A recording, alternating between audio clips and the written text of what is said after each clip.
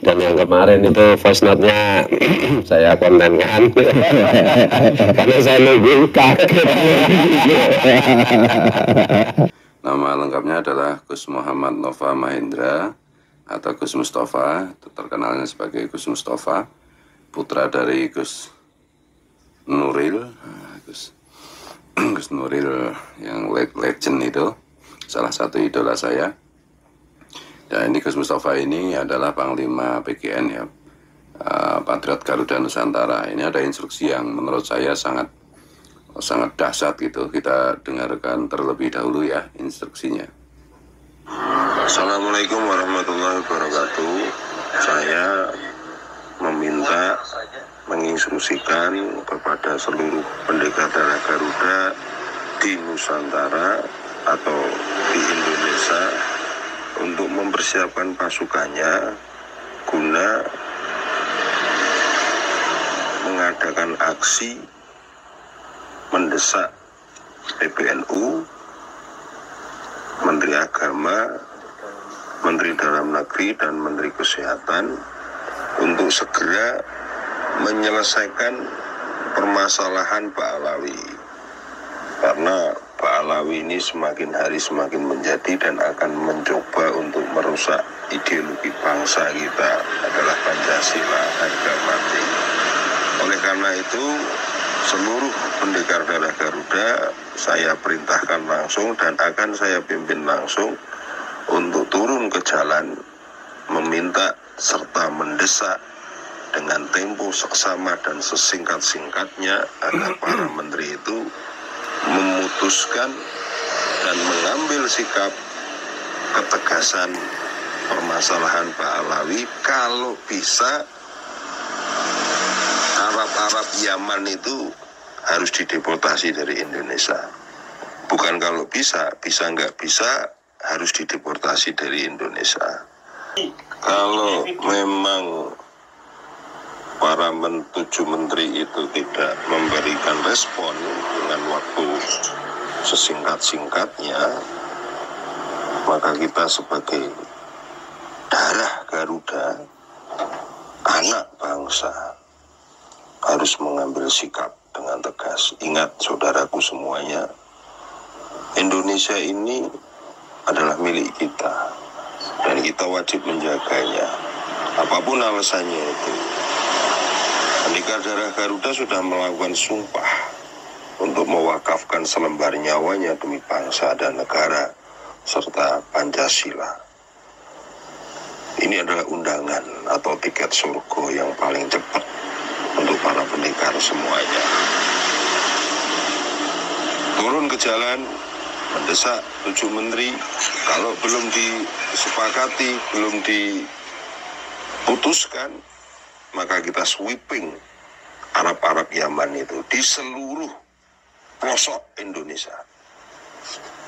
Ini alhamdulillah kerasa rawuh di pesantren saya tadi, ngobrol-ngobrol macam-macam, dan ya tentu saja kita akan memohon fatwa beliau mengenai keadaan Indonesia hari ini, dan wabil khusus keadaan Nahdliyin kultural, Gus. Ini kalau jenengan melihat fenomena Nahdliyin kultural ini bagaimana ini menurut jenengan? Apa yang hilang dan apa yang sekarang menjangkiti atau menjadi penyakit itu? Kalau strukturalnya mungkin sudah lama digoyang. Setelah Gus Dur tidak menjadi ketua PBNU, rohnya NU itu mulai tercabut secara struktural NU. Kemarin Wahabi itu melalui anak-anaknya yaitu FPI, FUIS, HTI, terus banyaklah menyerang NU dengan luar, dengan cara luar, tabrakan dengan fisik, kontak fisik, nggak mungkin bisa, karena masih ada warga Nahdliyin yang selalu melindungi dan siap ketika nyerang NU ya nyerang warga Nahdliyin. Nah, itu ternyata konteks mereka, strategi mereka itu salah kemarin. Ya, Memusuhi NU secara langsung. NU secara langsung itu salah. Iya, iya. Nah, terus caranya bagaimana? Ya, caranya musuhinya dari dalam. Berubah strategi. Berubah strategi. Sering kali saya menyampaikan bahwa Nahdlatul Ulama ini atau warga Nahdliyin ini hormat dengan dua golongan. Yang satu golongan wali Nusantara seperti founding father NU dan founding father bangsa, Mbah Hasyim Asy'ari, Mbah Wahid Hasyim, Mbah Wahab Hasbullah, dan masih banyak wali-waliullah yang sangat luar biasa, baik Qur'annya, baik kitabnya, dan kizibnya. Nah, sekarang ini yang beredar itu di NU itu cuma tinggal 2, bahkan 1, cuman kitab saja. Ironi sekali, NU itu gudangnya poro hafid dan hafidah. Tapi akan tetapi kejadian saat ini, contohnya saya sendiri ya, saya punya anak masih kecil lah, kepingin sekolah di SD yang ada kurikulum hafalan Al-Quran. Itu sak kota Semarang tak ubek-ubek niku mboten nemokke. Yang miliknya NU nggak ada.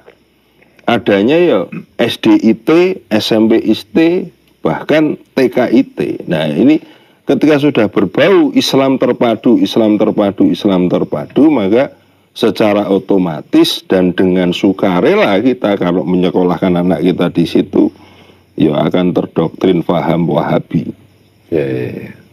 Itu sudah disiapkan sama mereka, bahkan nada, lantunan nada, sholawatan yang harusnya jenengan nggih sampun leres menggunakan gamelan karena bisa membangkitkan sel memori otak kita yang sekian miliar jaringan sarafnya itu bisa terconnecting dengan baik ketika dengan nada gamelan. Maka dulu Wali Songo menggunakan dakwahnya bukan dengan cara sholawatan yang mungkin sekarang terjadi, tapi beliau lebih menggunakan gamelan dan kidungan.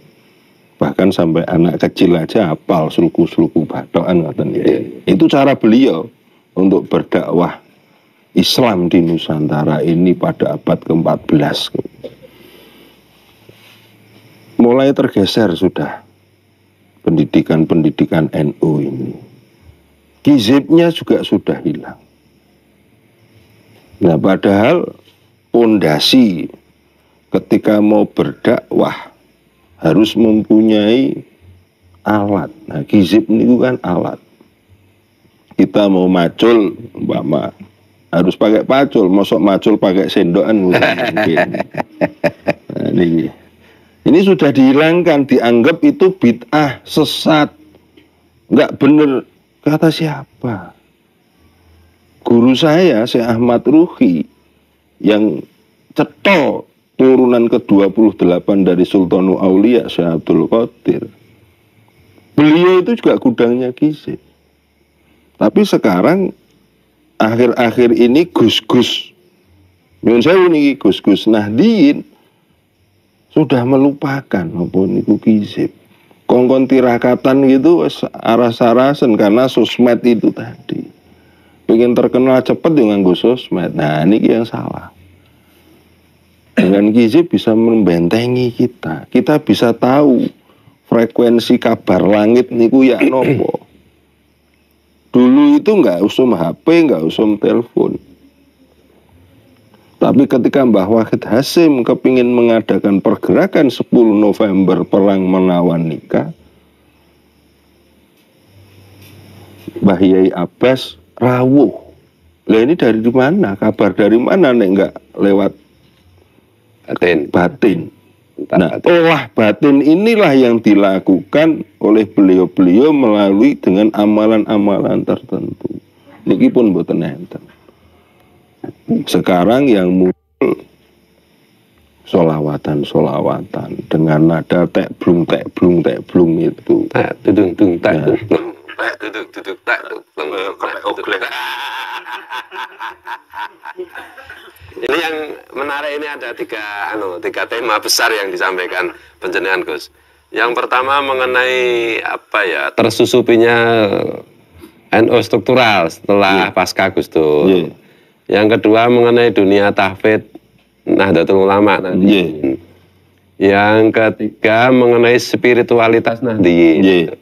Nah ini kalau mau lebih jauh tentang struktural NU aku rada udi. Tapi mungkin bisa lah bocori dikit-dikit gimana gitu. Kalau saya itu ya NU harus tegas.